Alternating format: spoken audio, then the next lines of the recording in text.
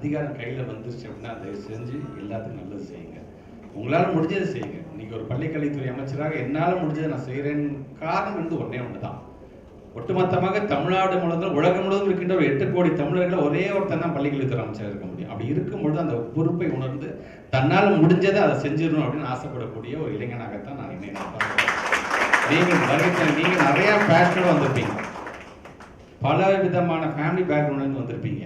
நீங்கள் எவ்வளோலாம் கஷ்டப்பட்டு வந்திருப்பீங்க. உங்கள் பெற்றவங்க எவ்வளோ கஷ்டப்பட்டுருப்பாங்க. உங்களுக்கு பாடம் சொல்லி தர டீச்சர்ஸ், நீங்கள் படித்த ஸ்கூல் எப்படி இருந்திருக்கும். ஸோ இதெல்லாம் கடந்து நீங்கள் ஒரு இடத்துக்கு வந்துட்டீங்க. வரும்பொழுது இந்த இடத்துல இருந்தால் உங்களுடைய ஃப்யூச்சர் ஆரம்பிக்க போகுது. இவ்வளோ தூரம் உழைச்சி இந்த இடத்துக்கு வந்துட்டீங்கன்னா அடுத்தது உங்களுடைய சேவை ஒட்டுமொத்த நாடே எதிர்பார்த்து கொண்டிருக்கின்றது. அப்படிங்கும்பொழுது ஏன் என்னால் முடியாதா அப்படிங்கிற அளவுக்கு இந்த ட்ரைனிங் செஷன் நீங்கள் முழுமையாக நீங்கள் பயன்படுத்திக் கொள்ள வேண்டும். நிறைய ப்ராடக்ட்ஸை கொடுத்த இடம் இந்த இடம்.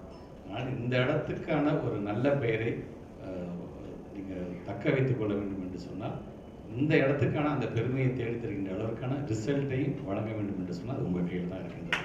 என்னதான் நம்மளுடைய ஃபேக்கல்டிஸ் பாடம் நடத்துகிறாங்கன்னு சொன்னால் அது மனசார உள்ளார நீங்கள் அதை புரிந்து கொண்டு அதை உள்வாங்கி கொண்டு ஒரு நல்ல ரிசல்ட்டை கொடுங்க. யாருக்குண்டா நாளைக்கு அடுத்த கட்டத்துக்கு நாங்கள் போது எங்கள் கீழே கூட நீங்கள் பணியாற்றக்கூடிய அளவுக்கான ஒரு ஐஏஎஸ் ஆஃபீஸராக வரீங்க. நாங்கள் எந்த டிபார்ட்மெண்ட்லாம் அந்த டிபார்ட்மெண்ட்டு கூட நீங்கள் ஒரு பிரின்சிபல் செக்ரட்டரி லெவலில் வருவீங்க, சீஃப் செக்ரட்டரி லெவலில் கண்டிப்பாக வருவீங்க. அப்போ நீங்கள் சொல்லுவீங்க, சார் நீங்கள் கூட அந்த ஒரு நிகழ்ச்சியில் கலந்துட்டீங்களா சார் 2025 அப்போ நானும் இருந்தேன் சார் அந்த இடத்துல அப்படின்னு சொல்லும் பொழுது அதை விட ஒரு பெருமை எங்களுக்கு என்ன வந்துட்டு போகுது சார். அந்த விதத்தில் வரைக்கும் அனைவருக்குமே என்னுடைய வாழ்த்துக்கள். First of all my apologies. ஏன்னா நான் 9 o'clock நான் இருக்கணும். நம்ம சீஃப் மினிஸ்டர் 9:45 ஒரு அப்பாயின்மெண்ட் கொடுத்தனால எனக்கு காலதாமதம் ஆகிடுச்சு. ஸோ அட் த மேக்ஸிமம் நான் டைமை மெயின்டைன் பண்ண முடியவேன்.